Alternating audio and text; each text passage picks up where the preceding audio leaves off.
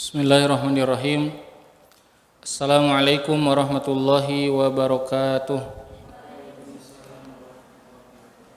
Alhamdulillah hamdan katsiran thayyiban barakan fi kama yuhibbu rabbuna wa yardah wa sallallahu ala Muhammadin wa ala alihi wa ashabihi wa man tabi'ahum bi ihsanin ila yaumiddin. Asyhadu an la ilaha illallah wa asyhadu anna Muhammadan abduhu wa rasuluh. Allahumma la ilma lana illa ma 'allamtana innaka antal alimul hakim. Allahumma anfa'na bima 'allamtana wa 'allimna ma yanfa'una wa zidna ilman. Ikhwan wal akhwat, a'azakumullah. Alhamdulillah di hari ini kita dipertemukan kembali oleh Allah Subhanahu wa taala di kajian rutin di hari yang mulia, ya hari Jumat, hari rayanya umat Islam. Hari ini agak terlambat, ternyata macetnya seperti sudah tidak ada corona sekarang ya ke sini. Jadi panjang sekali dan antriannya luar biasa. Ikhwan wal akhwat, kita akan melanjutkan pembahasan akidah, di mana pertemuan sebelumnya kita telah membahas tentang mengenal Allah, beriman kepada Allah Subhanahu wa taala.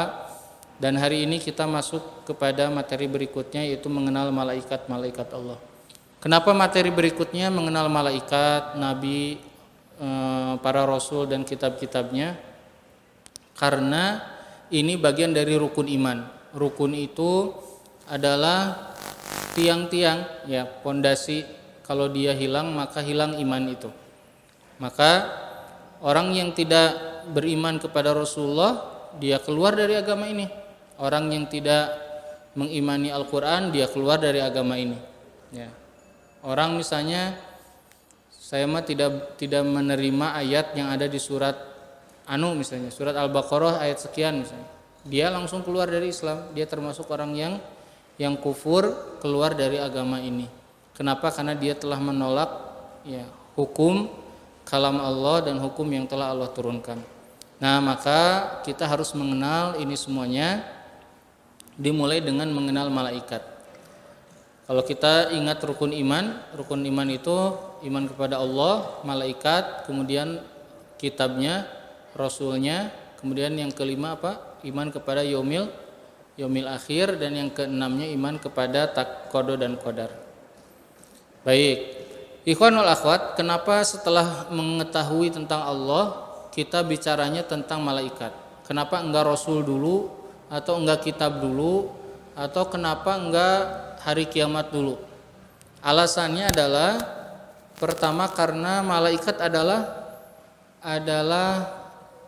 makhluk Allah yang paling dekat dengan Allah Subhanahu wa taala. Yes, diulangi lagi, malaikat adalah makhluk Allah yang paling dekat dengan Allah. Mereka tinggalnya di langit, mereka berada di dekat dengan Allah, dan mereka ini adalah utusan-utusan Allah Subhanahu wa taala. Siapa yang bilang malaikat itu utusan? Ya, Allah yang bilang di Al-Qur'an. Allah mengatakan ja'ilil malaikati rusulan. Allah menjadikan para malaikat itu sebagai utusan.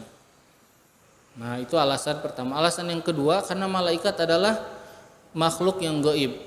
Berarti malaikat punya sifat gaib. Gaib itu maknanya tidak terlihat. Begitu juga Allah Subhanahu wa taala tidak terlihat oleh kita. Maka setelah mengenal Allah langsung mengenal malaikat. Kalau kita lihat urutan rukun iman, setelah Allah yaitu malaikat. Nah, beriman kepada malaikat tidak cukup hanya beriman, kita pokoknya beriman ada malaikat. Nah, ada beberapa hal yang harus kita imani berkaitan dengan iman kepada malaikat. Satu, yaitu adalah mengimani bahwa malaikat semuanya adalah makhluk Allah Subhanahu wa taala. Mereka diciptakan oleh Allah dari cahaya. Mereka tidak pernah bermaksiat dan selalu taat kepada Allah Subhanahu wa taala. Ini nomor satu. Diulang lagi, ya, kita harus mengimani bahwa malaikat adalah semuanya makhluk Allah. Kenapa harus bilang begitu? Karena ada agama lain yang mengaku Jibril adalah Tuhan. Ya, Jibril adalah Tuhan. Nah, maka dalam Islam enggak, Tuhan itu cuma satu. Ya, Tuhan itu cuma satu, yaitu Allah Subhanahu wa taala.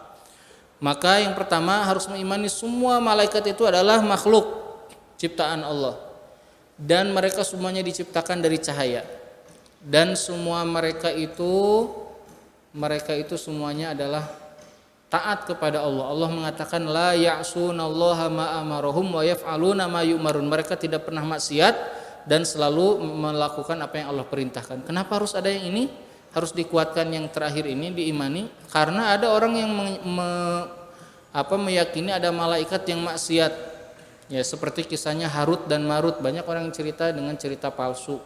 Harut Marut ya kepincut hatinya sama seorang wanita di dunia, kemudian pindah ke dunia, dilaknat oleh Allah jadi penyihir.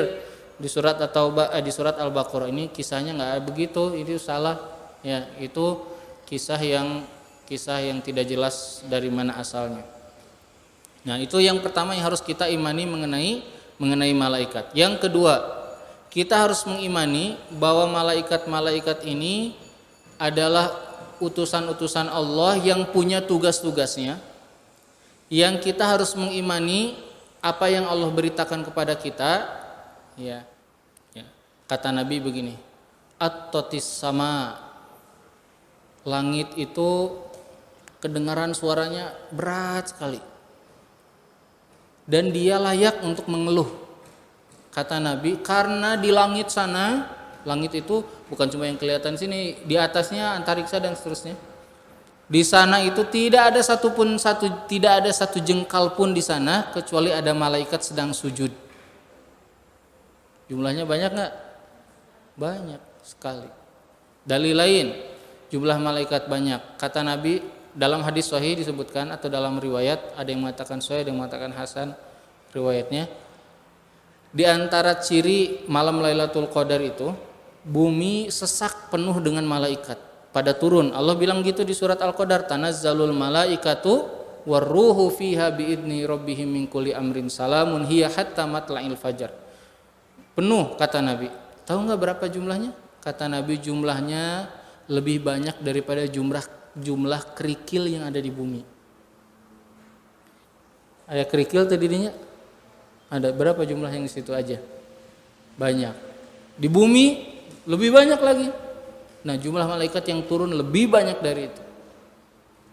Ya, lebih banyak daripada itu.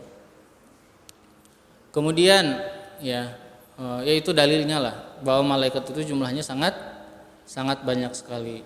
Kalau ada yang bilang 10 guru-guru agama ya suka ngajarin gitu 10, nggak tahu ya dari mana 10. Nah, kita akan belajar nama-nama yang dijelaskan. Nah, tadi alasan yang kedua. Maka ya, karena kita sudah tahu bagaimana cara beriman, maka kita harus belajar sekarang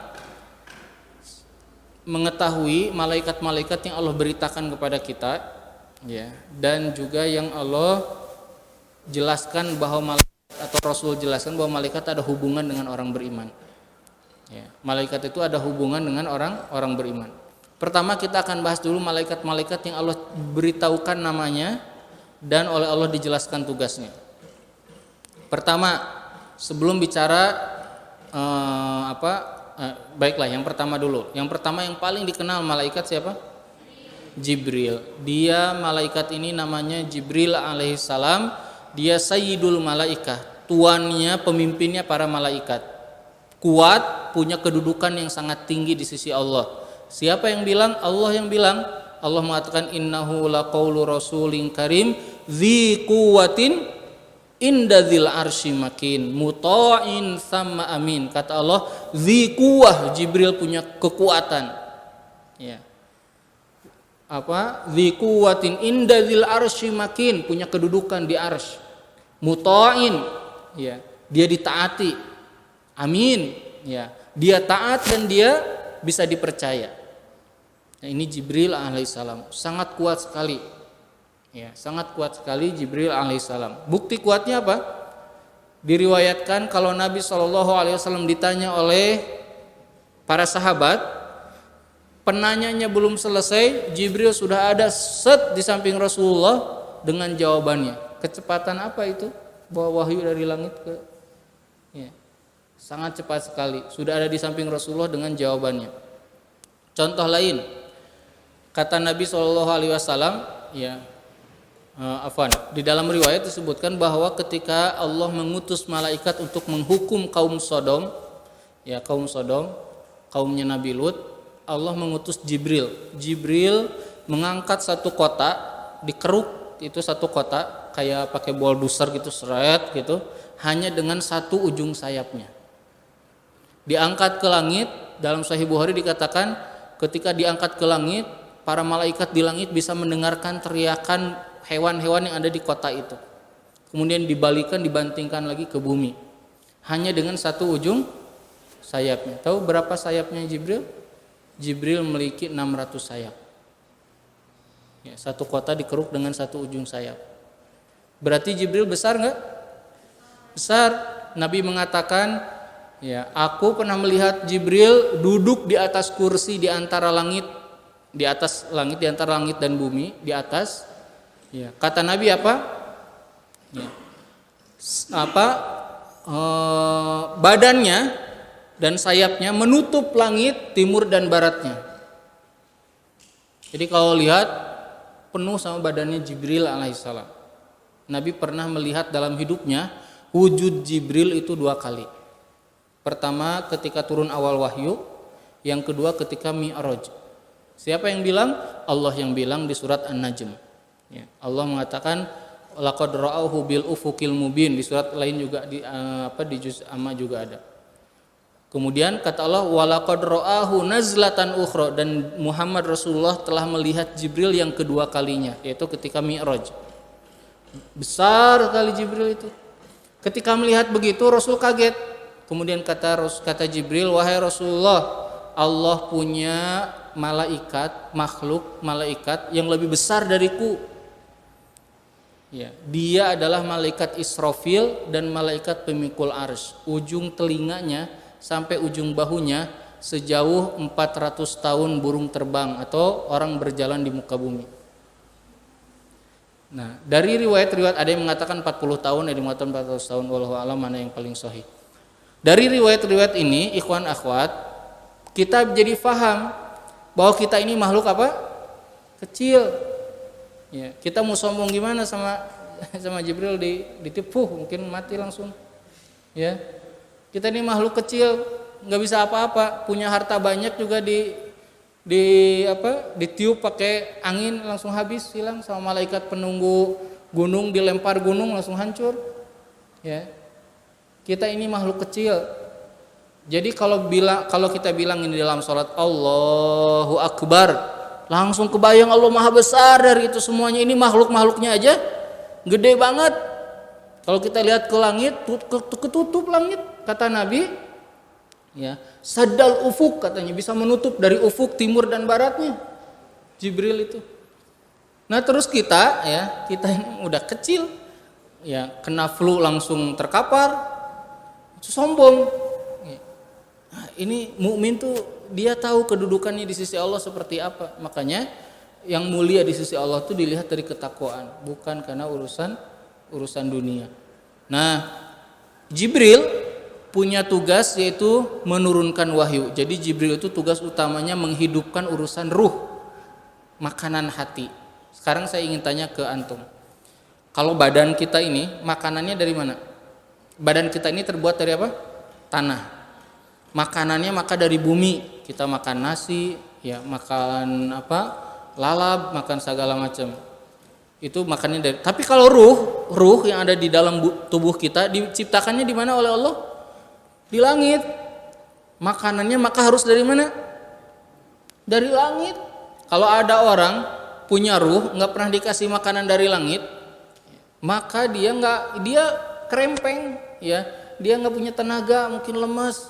Kenapa? Karena nggak pernah dikasih makanan. Dikasih makanannya makanan fast food, ya, minuman boba dan yang lainnya. Ya, ruh mah nggak bisa dikasih begitu. Ruh itu makanannya harus dari mana? Dari langit. Apa makanan dari langit? Yaitu adalah Al-Quran. Ya. Nah, Jibril itu menghidupkan urusan hati, urusan ruh. Dan tugas yang lainnya, ada tugas Jibril lainnya, yaitu adalah mengazab kaum. kalau Allah akan mengadab satu kaum yang dikirim adalah Jibril alaihissalam. Jibril ini malaikat yang sangat dekat dengan Nabi Shallallahu Alaihi Wasallam, yang ngajarkan Nabi sholat Jibril, yang ngajarkan Nabi wudu Jibril. Sholat itu diajarkan oleh Jibril sehari setelah Rasul Isra Mi'raj.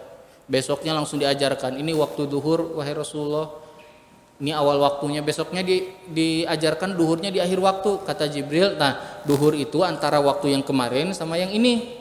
Nah, ini akhir waktu duhur. Besok itu asar juga demikian, maghrib, isya, subuh. Jibril kalau Nabi ditanya oleh kaumnya, Jibril yang ngasih tahu. Jibril yang memberikan pertolongan. Ya.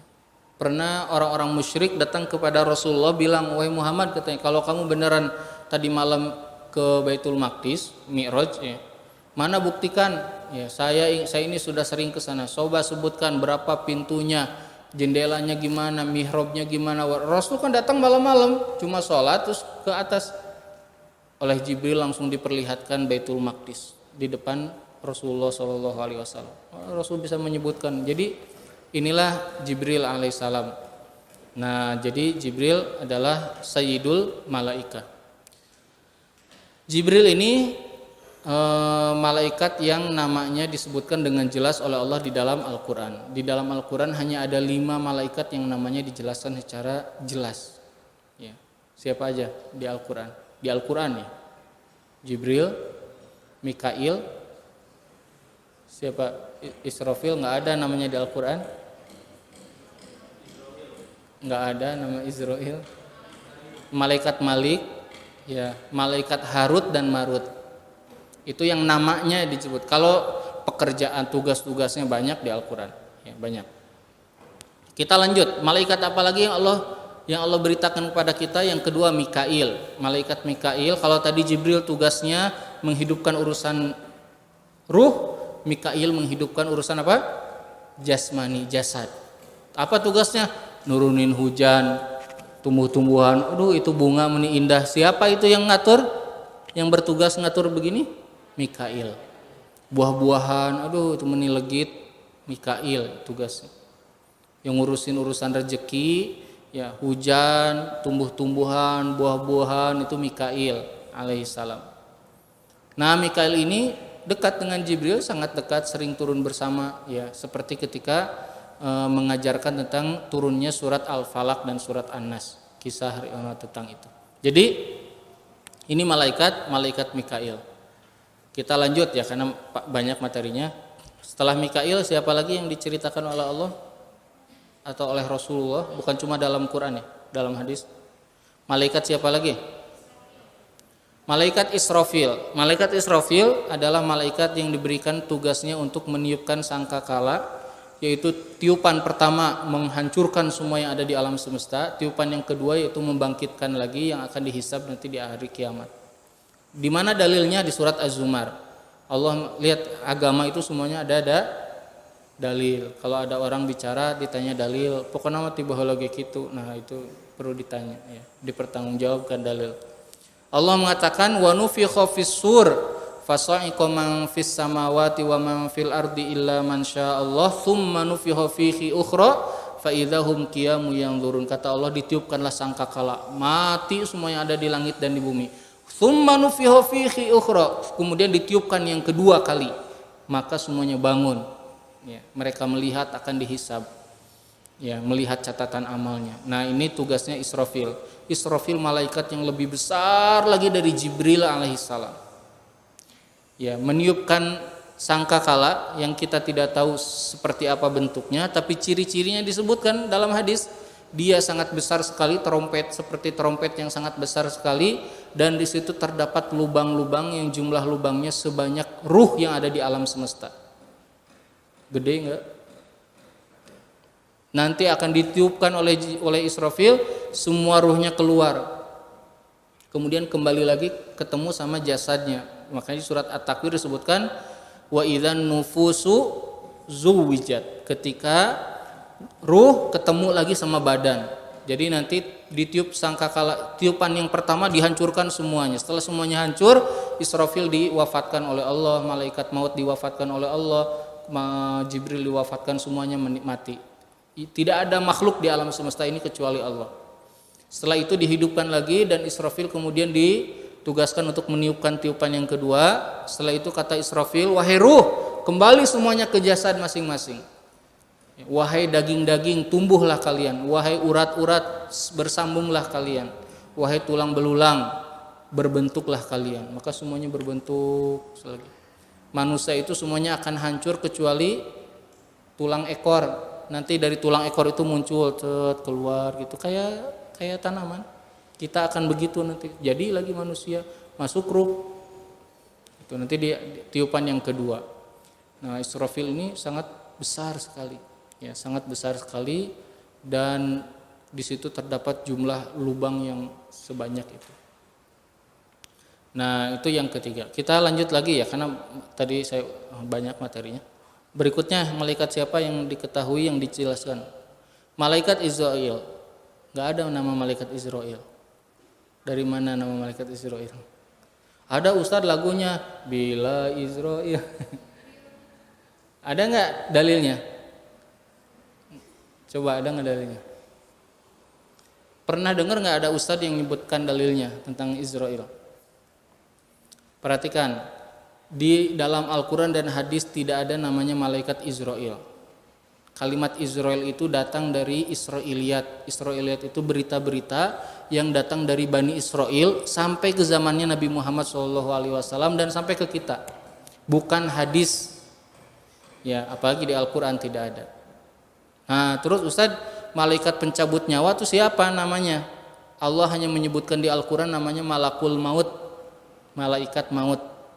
Di surat As-Sajdah Allah mengatakan, Qul yatawaffakum malakul mautil ladzi wukila bikum. Katakanlah kepada mereka, yang akan mewafatkan kalian adalah malaikat maut yang telah diwakilkan tugasnya kepada dia. Jadi namanya siapa? Malaikat maut. Suka ada yang nanya, Ustadz, itu kalau ada kecelakaan satu pesawat yang meninggal 80 orang, itu malaikat mautnya kumaha nyabut nyawana? Tadi Jibril aja gede gitu, ya, gede gitu, kesulitan nggak Jibril menghancurkan satu sayap? Isi satu kota itu berapa ribu orang? Kayak kalau kota Bandung jutaan ya, kalau zaman dulu mungkin sedikit warganya, mungkin puluhan ribu, tapi banyak. Malaikat itu gede, kita kecil. Mungkin kalau orang lagi naik pesawat juga mainan berarti letik gitu. Ya. Kecil kita ini. Jadi jangan ngebayangin ya urusan-urusan yang goib, urusan-urusan yang tinggi dengan akal kita. Kita ini kecil. Ya, kita ini kecil. Namanya Malakul Maut. Tugasnya adalah mencabut ruh. Ada yang meriwayatkan ya tentang asal mula Malakul Maut diberikan tugas itu. Jadi dulu Jibril disuruh datang ke bumi, turun ke bumi untuk mengambil tanah, untuk diciptakannya manusia. Kemudian diambil tanah itu, kemudian tanahnya berdoa, ya Allah selamatkan aku dari aku berlindung kepada Allah dari malaikat ini yang telah mengambilku. Kemudian malaikat Jibril naik ke langit dan tidak dibawa tanahnya, disimpan, tidak berani karena tanahnya berdoa. Malaikat Mikail juga demikian. Kemudian setelah itu malaikat yang ketiga turun diambil, tanahnya berdoa, ya Allah lindungi aku katanya. Kemudian kata malaikat yang ngambil ini, aku juga berlindung kepada Allah katanya sama. Kemudian dibawa ke langit. Dari mulai situlah malaikat ini ditugaskan untuk mengambil. Wallahu alam ini hadisnya sahih atau tidak. Ada yang mengatakan ini hadisnya sahih, ada yang mengatakan hadisnya hasan, ada yang mengatakan dhaif ya. Tapi ada riwayat seperti ini. Baik, tadi Malakul Maut. Ya, kalau ada Ustaz, berarti malaikat Israel nggak ada. Ya nggak ada yang kasih nama malaikat Israel. Ya nggak ada. Mau percaya nggak, coba cari. Ya, nggak ada ya. Antum mau nyari di Google juga nggak akan ketemu. Yang keluar nanti namanya siapa? Namanya yang keluar hadisnya Israiliyat. Israiliyat itu hadis, bukan hadis dari Nabi, tapi riwayat yang datang dari zamannya siapa? Bani Israel. Berita-berita zaman baheula, kayak dongeng kalau kita begitu. Itu bisa benar, bisa salah. Ya, tidak boleh dibenarkan kata Nabi, tidak boleh juga disalahkan. Udah, kita nggak boleh diambil kecuali ada dalil yang menyalahkan itu atau ada dalil yang membenarkan itu. Baik, yang berikutnya. Ayo, siapa lagi? Siapa? Munkar Nakir. Munkar Nakir ada, ya, ada hadisnya. Kata Nabi, idza wudiya ahadukum fi qabrihi, kalau seseorang diletakkan di kuburannya, datanglah Munkar dan Nakir, ada disebutkan. Tugasnya menanyakan manusia di alam kubur tentang robnya, tentang agamanya, dan tentang Nabi Muhammad atau tentang nabinya. Ya, berikutnya siapa lagi? Siapa? Raqib Atid. Tidak ada malaikat namanya Raqib Atid. Raqib Atid itu sifatnya. Ada di surat Qaf. Saya ulangi lagi, ada di surat Qaf. Allah mengatakan ma yalfidhu min qaulin illa ladaihi raqibun atid. Tidak ada yang berbicara kecuali di sampingnya, di samping orang ini ada dua malaikat yang raqibun, hadir terus mengawasi, ya, yang selalu mengawasi, atidun, dia selalu ada mencatat, nggak pernah nggak hadir. Bukan nama, tapi sifat malaikatnya. Ya. Nah, jadi pelajaran agama waktu SD-nya banyak yang harus direvisi. Ya. Kalau punya anak, ajarkan yang benar. Ya. Berikutnya siapa lagi? Siapa? Malaikat Malik, penjaga neraka, ada di Al-Qur'an di surat Az-Zukhruf, ya. Allah mengatakan wa qalu ya malikul yaqdi alaina rabbuk, wahai Malik, bilang ke Tuhanmu, bunuh aja kami ini karena udah capek disiksa di neraka. Ada disebutkan namanya. Kemudian berikutnya lagi malaikat Ridwan, ini ada hadisnya. Ya, ada hadisnya. Selain ini, Allah hanya menyebutkan nama-nama tadi para malaikat, hanya disebutkan tugasnya. Kalau tadi pencatat amal siapa? Disebutnya kiroman katibin, katibul amal, pencatat amal. Disebutkan di Al-Qur'an kiroman katibin ya'lamuna ma taf'alun. Ada disebutkan di Al-Qur'an. Nah, di luar itu banyak sekali malaikat-malaikat yang Allah hanya menyebutkan nama secara global saja, disebutkan malaikat, ya, tapi tidak disebutkan satu persatu. Ada juga oleh Rasulullah diceritakan malaikat-malaikat, tapi tidak disebutkan nama-namanya. Ya, baik. Sekarang, apa hubungan malaikat dengan orang beriman? Ketahuilah, belajar tentang iman kepada malaikat menguatkan diri kita. Menguatkan apa? Diri kita dalam menghambakan diri kepada Allah. Ada orang ya gini, mau Jumatan, kemarin udah dikasih contoh, ada mau Jumatan, padahal belum azan, ya, di masjid banyak yang kosong, dia malah di luar, ya, duduk nongkrong, bari ngaroko, bari jajan cilok, kewe lamun azan karek ke masjid gitu ya, padahal masjidnya tinggal sabaraha langkah, 10 langkah sudah masuk ke masjid. Mungkin orang ini nggak tahu kalau hari Jumat itu kata Nabi ada malaikat-malaikat yang berdiri di pintu-pintu masjid. So, tahu nggak hadis ini? Kata Nabi, Allah itu punya malaikat yang kalau di hari Jumat mereka akan berdiri di pintu-pintu masjid, bawa catatan. Yang masuk duluan ditulis namanya. Agus, Asep, ditulis namanya. Yang duluan pahalanya lebih besar dari yang berikutnya. Kata Nabi, kalau seandainya khotib sudah naik mimbar, dengarkan, kalau khotib sudah naik mimbar, ini nanti kasih tahu ke keluarga laki-laki di rumah. Kalau mau Jumatan masih wae di rumah, udah mau jam mau azan, dikasih tahu, buruan ke masjid itu malaikat nungguan gitu. Nah, kata Nabi, kalau sudah khotib naik mimbar, catatannya ditutup. Yang datang terlambat, katulis tuh. Ya. Setelah itu kemana? Mereka malaikat akan mendekati mimbar, ikutan apa? Dengerin khutbah. Yang datang terlambat mah ya sudah, wassalam. Ya, nggak akan dicatat namanya. Nah, maka hubungan malaikat dengan orang beriman itu ada hubungan yang kuat. Apa saja hubungan malaikat dengan orang-orang beriman? 1, malaikat itu suka mendoakan orang beriman. Malaikat itu suka mendoakan orang beriman. Ya. Kan suka ada di dalam Al-Qur'an sebutan innallaha wa malaikatahu yusholluna 'alan nabi. Ada kan gitu? Atau misalnya walladzi yusolli 'alaikum wa malaikatuhu. Malaikat bersolawat. Makna bersolawat itu malaikat bukan bilang Allahumma sholli ala Muhammad, bukan. Sholawat kepada kalian maksudnya adalah malaikat mendoakan kalian agar diberikan ampunan dari Allah dan diberikan rahmatnya. Itu maksud malaikat bersolawat kepada kita.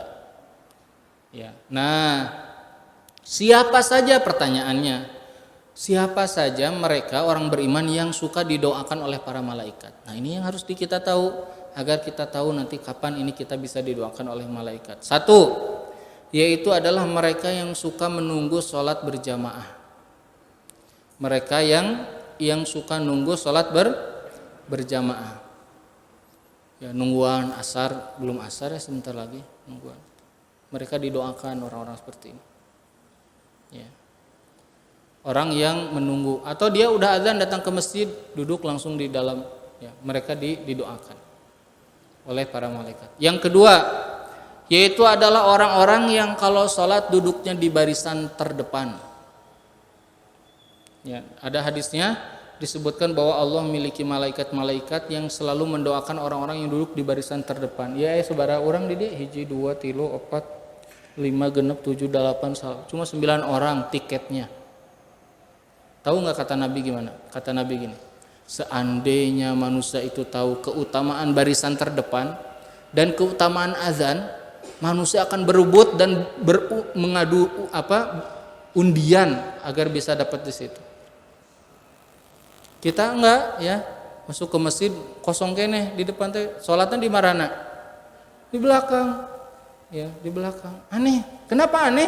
Karena dia nggak tahu bahwa kita teh ada hubungan sama malaikat tuh. Kalau kamu duduk di depan ada malaikat. Di mana malaikatnya? Dalam riwayat lain disebutkan mereka berdiri an mayaminihi, berdiri di sebelah kanan sambil mendoakan orang-orang yang duduk di barisan terdepan. Jadi kalau kita masuk masjid, duduk langsung di depan. Sekarang mah aneh ya. Misalnya gini, sop depan teh kosong, terus ada udah dikasih tahu sama yang di depan teh, Pak, yuk kosong. Terus dia ngasih, sok mangga Pak, Bapak we mangga. Ngedorong batur. Duluan harusnya. Nggak mau didoain malaikat apa? Ya, mungkin orang ini nggak tahu. Nah, maka ilmu itu penting. Ya, kalau orang tahu, misalnya termasuk kalau orang menunggu sholat atau masbuk, orang masbuk misalnya udah selesai sholat, datang ke masjid, saya mau sholat, banyak yang bingung, sholatnya di lawan panto gerak. Aya nu kitu teh. Ya, sholatlah ke depan, ya, karena sop yang paling utama adalah di depan, ya. Nah, itu yang kedua. Yang ketiga, mereka yang akan selalu didoakan oleh tadi 3 ya udah. Oh ya, yang ketiga, itu yang satu lebih ngawur lagi. Yang ketiga yaitu adalah mereka yang suka menyambungkan barisan sholat. Menyambungkan artinya mereka mau sop itu bersambung. Ya, kalau sekarang kondisi darurat, renggang, tidak apa-apa namanya darurat.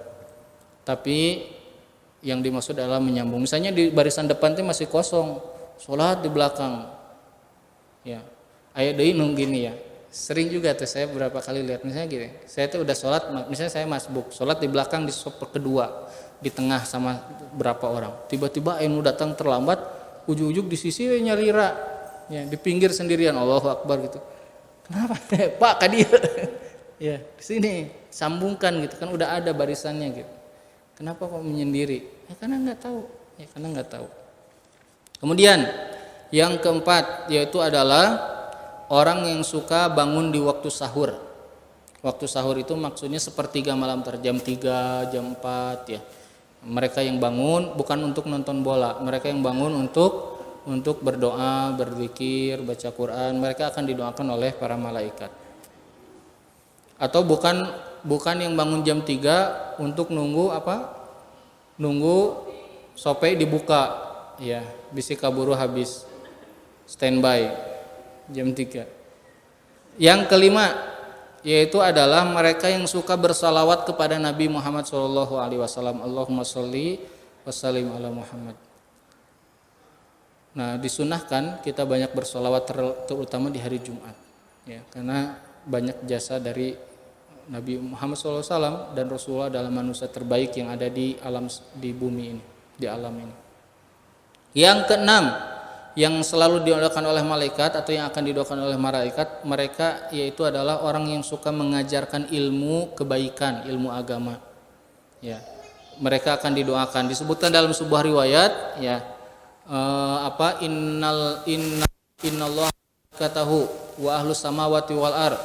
Disebutkan Allah, para malaikatnya, bahkan semut-semut yang ada di lubang, ikan-ikan yang ada di lautan, mereka mendoakan orang yang mengajarkan kebaikan. Jadi kalau akhwat, ikhwan punya ilmu walaupun sedikit, ada orang yang nggak tahu, kasih tahu, diajarkan, diajarkan kebaikan, gitu. Kemudian yang keberapa? Yang ketujuh, yaitu adalah mereka yang rajin berinfak. Mereka orang yang rajin berinfak, ada kenceleng infak, ada uang baru gajian, sisihkan sedikit, kemudian diinfakkan.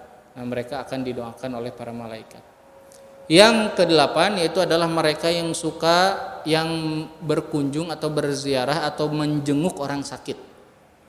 Jadi diantara sunnahnya kalau ada orang sakit kita harus berkunjung, menjenguk, dan di situ malaikat akan mendoakan orang-orang yang berkunjung. Lihat, malaikat bukan mendoakan yang sakit, lihat, menunjukkan keutamaan yang besar yang dimiliki oleh orang yang menjenguk.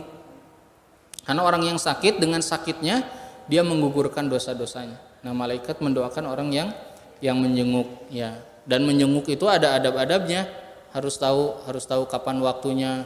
Kalau lagi menjenguk, ya jangan berharap makan di situ. Bu, ulah ngarepotkeun sangu gitu nanaon, ngejenguk jangan, minum juga nggak usah. Ya, namanya juga menjenguk bawa, ya, bukan dihidangkan.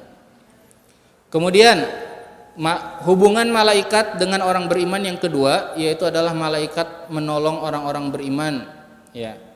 Menolong orang beriman bagaimana? Ya, lihat, dalam peperangan, dalam kesulitan, mungkin orang ini harusnya kena musibah, ditolong oleh Allah atas perintah Allah, menyuruh siapa? Malaikat. Ya, lihat, banyak para nabi ditolong oleh para malaikat, banyak para sahabat ditolong oleh para malaikat. Nah, ini contohnya. Kita percepat, ya. Kemudian malaikat-malaikat itu juga suka, ini hubungan yang ketiga. Malaikat juga suka mengaminkan doanya orang-orang beriman. Maka jangan sembarangan berdoa, ya. Dan kalau disebutkan dalam hadis, kalau kita baca setelah waladhdallin, imam baca amin, maka kita ucapkan amin. Siapa yang bersamaan dan juga bersamaan dengan malaikat, maka sudah dikabulkan doanya. Nah, ini sunnahnya. Dalam sholat itu tidak boleh mendahului imam, harus selalu ada di belakang imam, maknanya harus imam duluan, kecuali dalam mengucapkan amin. Amin itu harus bareng, ya, harus bareng. Kemudian berikutnya yang keempat, hubungan malaikat dengan orang beriman, yaitu adalah malaikat-malaikat ada yang mereka ini tugasnya mencari majelis-majelis ilmu. Ini udah saya ceritakan di pertemuan pertama. Mereka kalau ada majelis ilmu, mereka akan duduk di majelis ilmu, ya, di sini, ya, seperti ini, insya Allah. Dan kemudian malaikat ini akan mendoakan mereka yang ada di majelis itu. Dalam riwayat lain disebutkan mereka akan mengepakkan sayapnya, akan menundukkan sayapnya, kata Nabi, ridon, karena mereka ridho, senang dengan apa yang dicari oleh orang yang ada di duduk di situ. Makanya kalau ngumpul di dalamnya nggak ada sama sekali kebaikan, lebih buruk. Dalam riwayat disebutkan, ya, majtama qaumun la yadhkurunallaha fi illa kamitsli jifati himar. Tidaklah sekelompok orang-orang duduk-duduk, nongkrong-nongkrong, ngumpul-ngumpul, tidak ingat Allah sedikit pun, tidak ada ngomongin kebaikan sedikit pun di situ, illa, melainkan ketika mereka bubar di sisi Allah mereka seperti bangkai keledai. Ya, makanya kalau kita ngumpul-ngumpul, di antara sunnahnya apa? Baca doa kafaratul majlis. Karena lamun orang ngumpul kan sok ngobrolkeun saha batur, ya. Kalau lagi ngumpul suka ngomongin yang enggak baik, nah kita kafaratul majlis itu untuk menghapus dosa-dosa. Berikutnya, malaikat-malaikat, hubungan orang beriman berikutnya itu adalah malaikat-malaikat yang mendoakan orang-orang beriman yang yang mencatat orang-orang beriman yang masuk masjid ketika sholat Jumat. Tadi hadisnya sudah disebutkan. Nah, nanti mulai Jumat depan, ya, harus lebih rajin ke masjid. Kalau ada masih di luar, ya, misalnya teman antum udah di dalam, teman kadon ngobrol di luar jorowokan, Kang ieu malaikat nungguan gitu. Mana teka ciri nya ada goib gitu. Hadieu we. Ya, sebutin hadisnya. Ya, hadisnya ada. Jadi sini masuk gitu. Nah, itu dakwah. Kemudian hubungan yang lainnya yaitu adalah malaikat memberikan kabar gembira kepada orang-orang beriman. Salah satunya adalah ketika sakaratul maut. Kenapa ada orang soleh kalau mau meninggal senyum pas meninggalnya? Salah satunya adalah karena mereka diberikan kabar gembira oleh para malaikat tempatnya di surga nanti. Nah, begitu ya. Taib, terakhir tentang malaikat.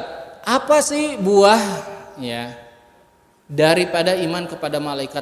Apa sih kebaikan bagi kita? Atau kan iman itu wajib. Apa sih hikmahnya atau buahnya apa? Yang pertama, kita mengetahui keagungan siapa? Allah Subhanahu wa taala. Malaikatnya saja sudah agung begitu, apalagi siapa? Penciptanya yaitu Allah Subhanahu wa taala. Makanya Allahu Akbar, Allah Maha besar. Kita ini makhluk kecil. Ya. Malaikat itu besar. Jibril aja tadi kata Nabi saddal ufuk, katanya menutupi ufuk dari timur ke barat. Nggak kelihatan kalau duduk di atas, saking besarnya. Dan kata Jibril, ada malaikat lebih gede dari aku. Ya, kita ini kecil, kita ini makhluk yang kecil. Nah, jadi nggak bisa dibayangkan kayak apa namanya, kayak sesuai dengan akal kita tentang malaikat itu ya. Yang kedua yaitu ziyadatu syukri lillah, menambah rasa syukur kita kepada Allah dengan adanya malaikat. Alhamdulillah Jibril turun nurunkan wahyu, kita jadi dapat wahyu, dapat apa namanya? Kita dapat kalam Allah sampai kepada kita melalui para nabinya. Ya, kemudian ada rezeki ini ya, itu nanti itu di mana itu asalnya teh? Diturunkan atau dikeluarkan dari bawah atau dari mana? Siapa yang ngatur ini? Yang ngatur Allah melalui malaikat Mikail. Ini syukur, kita bersyukur. Alhamdulillah di Bandung masih gampang, coba di negara-negara lain ya. Nah, rasa syukur. Kalau kita duduk beramal yang tadi, ada malaikat mendoakan, rasa syukur ya. Kemudian yang ketiga, menambahkan rasa cinta kita kepada malaikat. Orang beriman jadi punya rasa cinta ke malaikat. Wah, malaikat itu luar biasa ya. Jibril, luar biasa ya. Jibril luar biasa. Malaikat Mikail, Israfil, Israfil lebih gede lagi, ya luar biasa.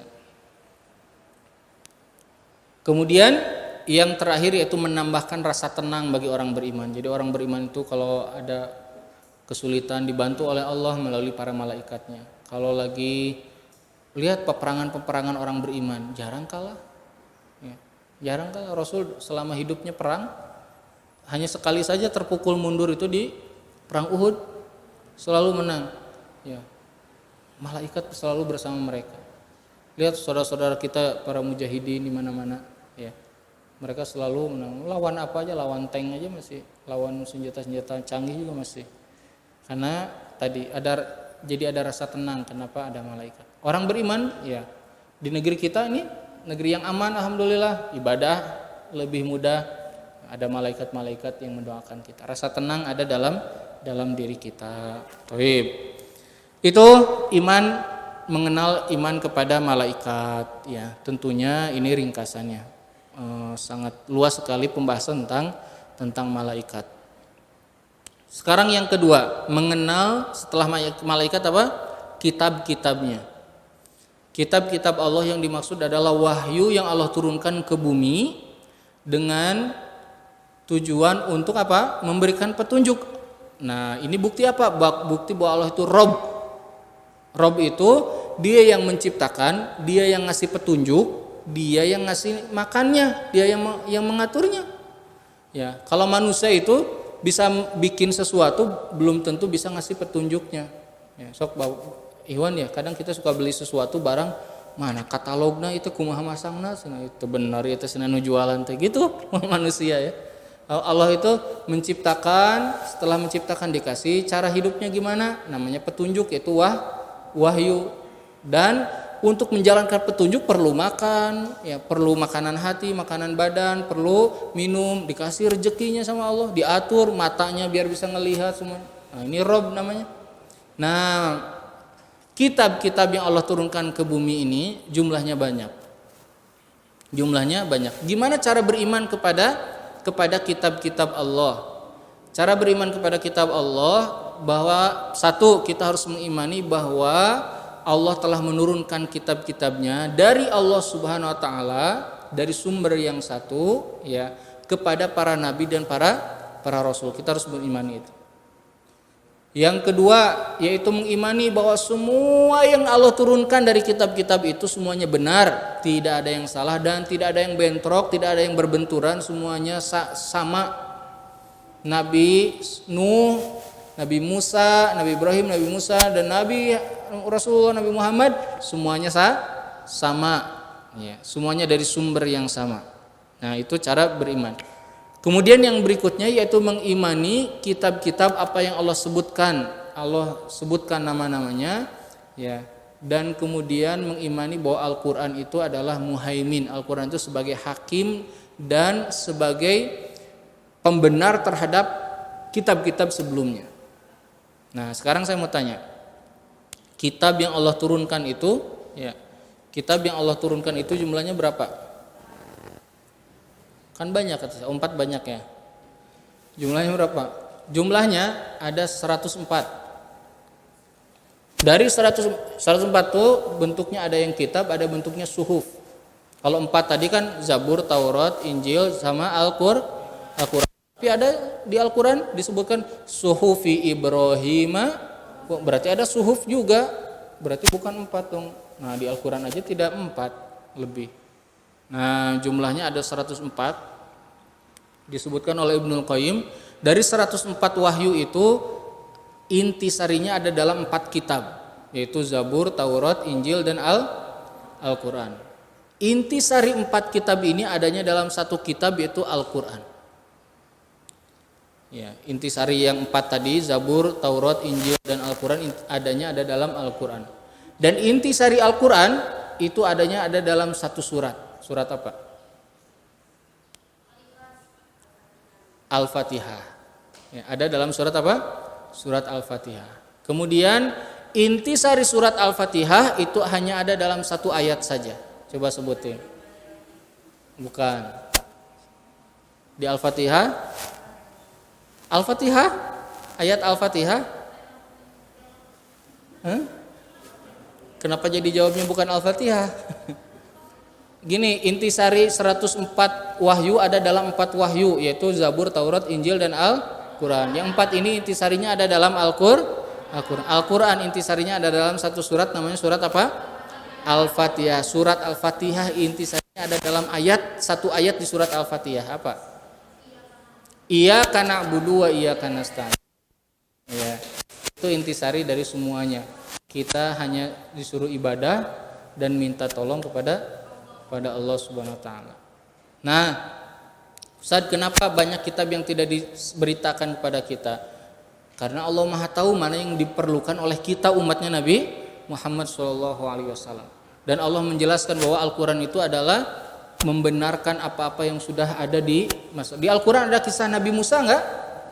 Ada. Nabi Musa teh nabi nasaha, nabina orang Yahudi. Ya, tapi oleh Allah diceritakan bahwa Nabi Musa itu agamanya Islam, berislam kepada Allah, dan orang Yahudi itu maknanya adalah Yahudi itu dari kata hadu, maknanya kembali kepada Allah. Mereka adalah umat Nabi Musa yang kembali kepada Allah Subhanahu wa taala. Kalau ada orang ngaku Yahudi tidak mengikuti jalannya Nabi Musa, mereka bukan orang Yahudi. Mereka kufur terhadap agama Yahudi. Dibenarkan oleh Allah di Al-Qur'an, begitu juga di Taurat membenarkan Al-Qur'an, membenarkan Injil dan seterusnya. Kemudian, ya, di Al-Qur'an ada enggak kisah Nabi Isa? Ada. Diceritakan Nabi Isa itu bukan yang dituduh sekarang oleh orang Nasara. Ya, Allah sebutkan di Al-Qur'an, ya, sebagaimana disebutkan di Injil, Nabi Isa itu adalah hamba Allah, Rasul Allah, utusan Allah. Kata orang Nasrani, enggak, itu mah anak Tuhan. Buktinya apa? Enggak punya bapak, tiba-tiba seorang wanita gadis bisa hamil. Nah, kata sama Allah dijawab di surat Ali Imran, kata Allah, inna matsala Isa indallahi kamatsali Adam. Perumpamaan Isa itu sama kayak perumpamaan Nabi Adam. Allah menciptakan dari tanah dan Allah bilang kun fayakun, jadi maka jadi. Nabi Isa nggak punya bapak, Nabi Adam punya bapak, punya ibu nggak? Enggak. Nabi Adam harusnya lebih layak jadi anak Tuhan kalau memang harus ada anak Tuhan, tapi nggak ada. Allah itu wahid, Allah itu ahad, Allah itu hanya satu esa. Nah, kata siapa? Kata orang Nasoro, dan Nabi Isa mah pokoknya nama ajaib, soalnya dari seorang ibu dilahirkan dari seorang gadis. Ya, pokoknya nggak punya bapak. Ada dijawab lagi oleh Al-Quran, oleh hadis. Sekarang saya mau tanya, ya, Nabi Adam tadi oke lah nggak ada bapak ibu, diciptakan langsung oleh Allah. Sekarang saya tanya, Hawa istrinya Nabi Adam dari mana Allah ciptakan? Dari tulang rusuknya Nabi. Eta malah lain ti ibu, eta mah ti bapak, so kumaha lahirna? Lebih hebat lagi enggak? Nah, maka Allah, kata Allah, subhanallah, maha suci Allah. Karena Allah itu kalau sudah ingin melakukan sesuatu, Allah bilang kun fayakun. Idza arada syai'an an yaqula lahu kun fayakun, jadi maka jadi. Mau bapak ngeluarin perempuan tadi Hawa, ya, mau ibu yang nggak punya suami atau gadis bisa kalau Allah sudah takdirkan maka jadi gitu. Nah, itu Al-Qur'an. Nah, kita seorang mukmin maka kita harus mengimani Al-Qur'an, yaitu mengimani Al-Qur'an, mengimani semua kitab-kitab yang ada. Dan khusus terhadap Al-Qur'an, kita bukan hanya mengimani, kita harus membacanya, harus memahami isinya, harus mengamalkannya, dan usahakan kita bisa menghafalnya walaupun hanya beberapa ayat, beberapa surat. Nah, ikhwan akhwat perhatikan. Ya. Gini, Al-Qur'an itu adalah kalam Allah. Bedanya sama kitab yang lain, Al-Qur'an itu turunnya berangsur-angsur. Kalau kitab yang lain langsung, Taurat itu langsung satu kitab. Kalau Al-Qur'an enggak, 5 ayat, 10 ayat, 2 ayat, cok. Turunnya acak-acakan enggak sesuai dengan urutan Al-Qur'an hari ini enggak. Al-Alaq dulu, Al-Mudassir, terus begitu. Diterimanya oleh siapa? Nabi Muhammad. Nabi Muhammad itu nulis enggak waktu itu? Enggak, di sini disimpan. Harus dihafal sama Rasulullah. Setiap tahun, setiap Ramadan disuruh diulang tuh nu kamari nu satahun sok sebut bacakeun naon-naon nu turun. Ya. Berarti Nabi kuat sekali apanya? Ingatannya. Dan yang hebatnya lagi tahu nggak? Malaikatnya itu kan gini, turunnya wahyu itu berat, kata Nabi gini. Ibnu Umar nanya, wahai Rasul, atau Ibnu Abbas saya lupa, atau Abdullah bin Amr ya. Wahai Rasulullah, gimana rasanya kalau ada turun Jibril katanya? Kata Rasulullah, seperti ngedengar suara apa? Dentuman, bom gitu. Keras sekali, kata Rasulullah, dengarkan, ini hadis riwayat Muslim. Kata Rasulullah, ketika suara itu datang, maka aku langsung fokus. Dan aku selalu mengira, kalau suara itu datang, aku mengira hari itu aku meninggal. Kenapa? Berat. Kata Aisyah, Rasulullah pernah di musim dingin yang sangat dingin di kota Madinah, dan di malam hari turun wahyu, bajunya langsung basah kuyup. Beratnya menerima apa? Wahyu. Dalam riwayat lain kata Aisyah, Rasul pernah di atas unta, lagi naik unta, Jibril turun, untanya langsung gini, brek, langsung duduk, lehernya nggak bisa diangkat gini di tanah. Jibril nyampaikan wahyu, beres Jibril nyampaikan wahyu, untanya langsung berdiri lagi, langsung jalan lagi. Berat nggak wahyu itu? Berat. Hebat nggak Rasulullah? Rasul hebat sekali dan kuat sekali, dan ingatannya hebat. Kenapa hebat? Rasul siap mentalnya, jiwanya kuat, hafalannya kuat, ya, akalnya kuat. Coba apa buktinya? Malaikat kalau mau datang, janjian enggak? Enggak. Muhammad, Rasulullah besok saya datangnya pada asar ya, gitu. Enggak ada janjian. Dan Rasul enggak bisa request, ya. Jibril kalau udah jam 9 ke atas jangan ya, saya istirahat. Bisa gitu nggak Rasulullah? Enggak. Kata Rasulullah, aku pernah didatangi Jibril lagi tidur. Pernah Rasul lagi sholat subuh di rakaat kedua datang wahyu. Lagi perang apa? Perang Badar, turun surat Ar-Rum. Lagi perang, bayangkan atau lagi perang. Ya, Rasul enggak, Jibril kayak tuh ya perang tinggal itu musuh 1000 ya. Enggak bisa, Rasul langsung nerima dan harus dihafal. Lihat, Al-Qur'an itu wahyu yang sangat agung, diterima oleh manusia yang paling agung. Maka kewajiban kita adalah mengimani bahwa semuanya adalah kalam Allah, hurufnya, kalimatnya, panjangnya itu semuanya adalah kalam Allah Subhanahu wa taala. Nah, ini tentunya kewajiban kita terhadap Al-Qur'an tadi yang sudah globalnya sudah disebutkan, banyak sekali yang harus dirincikan, tapi saya kira cukup untuk pembahasan hari ini. Iman kepada Nabi belum, nanti mungkin digabungkan sama iman kepada hari akhir ya. Berarti dua kali lagi ya. 2 kali lagi. Iman kepada Nabi, iman kepada hari akhir, satu pertemuan, nanti iman kepada takdir, satu pertemuan. Ya. Jadi ini mungkin materi kita di hari ini ya, iman kepada malaikat dan iman kepada kitab-kitab Allah Subhanahu wa taala dan kepada Al-Qur'an ya, harus kita memperhatikan karena kita ini unten ya. Ikhwan akhwat, Allah bilang ini di Al-Qur'an. Al-Qur'an itu adalah kata Allah ruhan min amrina, ruh yang kami turunkan dari kami. Jadi kata para ulama, manusia yang di hatinya enggak ada ruh itu seperti mayit yang jalan di muka bumi. Karena enggak ada ruh. Dalam hadis dikatakan, kata Nabi, siapa saja yang di tenggorokannya enggak ada Al-Qur'an, maka dia seperti rumah yang bobrok, yang kalau dilihat enggak enak dilihatnya. Ya. Maka kita harus banyak interaksi dengan Al-Qur'an itu indah, banyak keagungan keindahannya, tapi keindahannya tidak akan diberikan kecuali kepada orang yang banyak persahabatannya dengan Al-Qur'an. Al-Qur'an itu banyak rahasianya. Ya. Tapi Al-Qur'an nggak akan ngasih tahu rahasianya kalau kita nggak deket, sama kayak manusia. Mau mungkin sok antum ya naik angkot, ya karek ketemu di angkot kenalan, di mana Pak? Abi mah di Cibiru. Wah langsung ngadongeng, ya Pak Abi teh gaduh bibi terang tuh. Wah, saha cenah itu? Karek kenal, mau mungkin Pak Abi Mang Abi teh tentara terang tuh.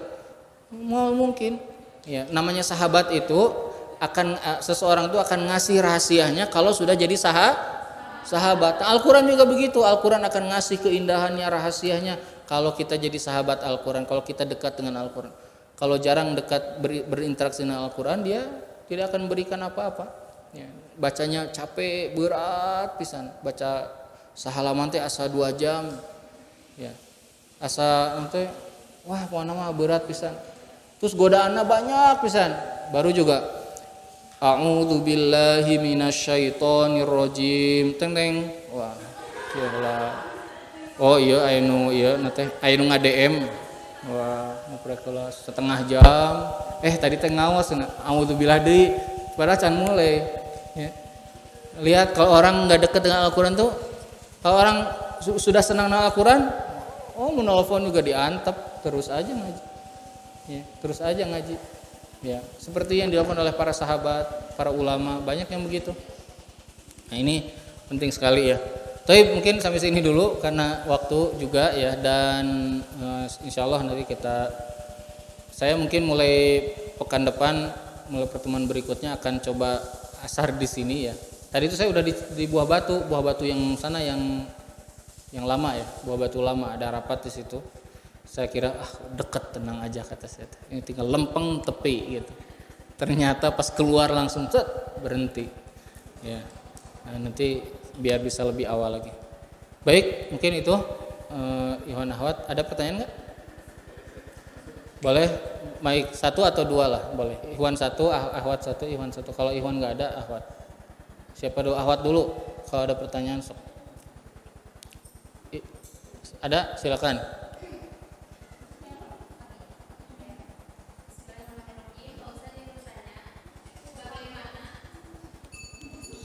Ya, silakan.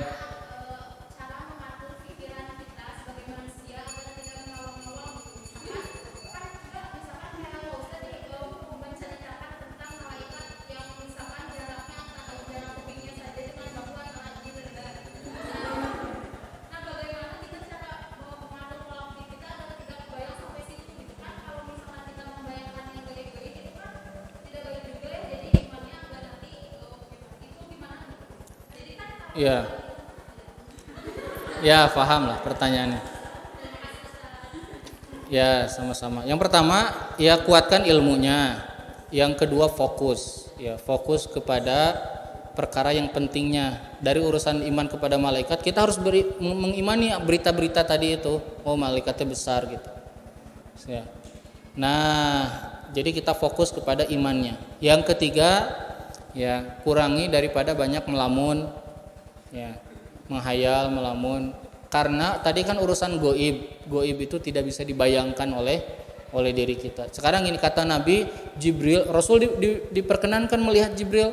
Ya dalam hadis tadi dia duduk di antara langit dan bumi. Ya kata Nabi saddal ufuk, badannya memenuhi itu timur ke barat penuh sama Jibril. Nah Jibril Rasul melihatnya. Kita harus mengimani berarti gede banget gitu. Nah habis itu fokus bahwa kita mengimani bahwa Allah maha besar dari itu.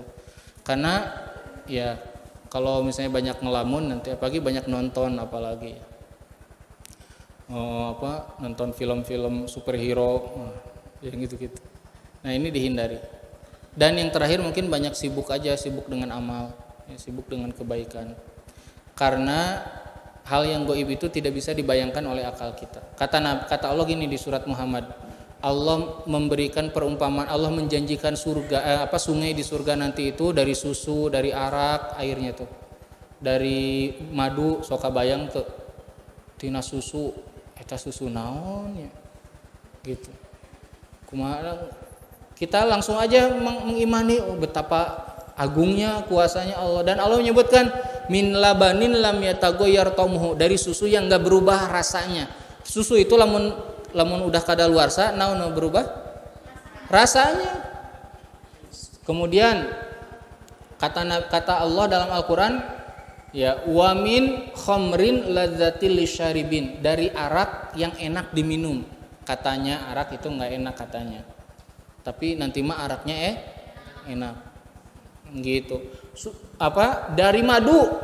Ya, madu enggak perlu ngebayangin eta lebahna sabaraha hiji nih itu ngumpul ngajian maduna gitu ya. Enggak usah, enggak perlu ya. Perbanyak belajar, perbanyak amal insyaallah. Kalau sibuk insyaallah enggak akan, dan kurangi nonton TV ya, kurangi nonton TV. Kalau bisa enggak lebih bagus ya. Kurangi nonton TV. Saya kira enggak akan banyak faidahnya. Enggak ada faidahnya. Ustaz kan penting berita. Oh, Anda ini memang seorang politikus sehingga perlu terus-terusan mantengin berita atau apa gitu ya. Berita kan bisa sesekali dilihat di medsos banyak ya. Kayaknya saya pernah ya, saya di rumah nggak punya TV ya, saya sama istri itu sepakat nggak, waktu nikah sudah kita nggak akan beli TV. Anak saya itu nggak kenal TV. Ya, waktu masih kecil banget itu kalau ke rumah orang yang ada TV bengong gini, naon cenah kotak gede aya warnaan gerak gitu. Kayak kampungan. Akhirnya apa di rumah itu kalau lagi santai sibuknya apa? Bermain, baca buku gitu. Ya. Jadi ada taman gitu, main di taman, nanam apa ya, kayak gitu. Lebih manfaat lah. Terus saya pernah ya mengunjungi ke rumah saudara lagi nonton TV, saya lihat sinetron, isinya teh lagi pada makan itu ya, saya nggak tahu sinetron apa lagi pada makan gitu, yang satu bilang dalam hatinya si eta teh kieu urusan apa selingkuh, urusan naon itu naon baik, nah cek saya teh ditaronton kieu eta gantilah kata pusing dengerin itu. Anak-anak ngeliatin gitu, ibu ngebentak anak, yang ngebentak istri ngebentak suami, rebutan pacar, naon gitu. Ada yang mau loncat dari jembatan, kenapa? Ditinggal pacar, apa itu, nggak ada kebaikan. Lalu ditonton ke orang, terus dibayar dari listriknya, ya aneh. Nah lebih baik ditinggalkan lah. Yang kalau sibuk, insya Allah nggak akan merasa ketinggalan. Tapi ada lagi, Iwan? Nggak ada ya? Alhamdulillah. Cukup dulu ya untuk hari ini, sudah 5:30. Nanti kita perbaiki lagi jadwalnya atau jamnya, insya Allah saya usahakan lebih awal. Tadi saya Jumatan tuh ngisi di Bumi Putra terus langsung rapat gitu, langsung rapat. Nah, nanti insya Allah kita atur lagi. Mungkin sampai sini dulu ya dari saya, semoga ilmunya bermanfaat. Aku qouli hadza wa astaghfirullah li wa lakum fastaghfiruhu innahu huwal ghafurur rahim. Walhamdulillah, wassalamualaikum warahmatullahi wabarakatuh.